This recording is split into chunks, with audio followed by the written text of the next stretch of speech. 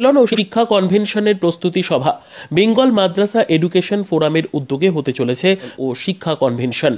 এই জেলা সম্মেলনকে সাফল্যমণ্ডিত করতে আজকে হয়ে গেল প্রস্তুতি সভা। জেলা সম্মেলনের মূল উদ্দেশ্য হল সকলের মধ্যে সম্প্রীতির বার্তা তুলে দেওয়ার পাশাপাশি সকলকে শিক্ষার দিকে এগিয়ে নিয়ে যাওয়া। ধর্ম যার যার, দেশ সবার, সম্প্রীতির বাংলায় শিক্ষা সবার, এই স্লোগানকে সামনে রেখে মূলত বেঙ্গল মাদ্রাসা এডুকেশন ফোরামের উদ্যোগে জেলা সম্মেলন।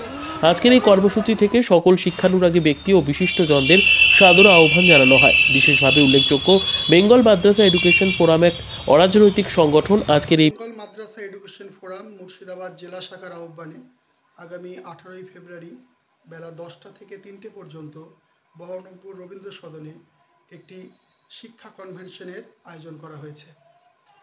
যে কনভেনশনের শিরোনাম হচ্ছে যে জাতির ভবিষ্যৎ পন্থা নির্ণয়ে এবং দেশের সম্প্রীতি ও সংহতি রক্ষায় শিক্ষক সমাজের ভূমিকা। এই কনভেনশনে কলকাতা এবং রাজ্যের বিভিন্ন প্রান্ত থেকে বিভিন্ন অধ্যাপকরা এবং মুর্শিদাবাদের বিভিন্ন মাদ্রাসার কয়েকশো শিক্ষক শিক্ষিকা তারা উপস্থিত থাকবেন। আপনাদের সকলকে এই সম্মেলনে, এই কনভেনশনে আসার জন্য আমি আন্তরিকভাবে আহ্বান জানাচ্ছি।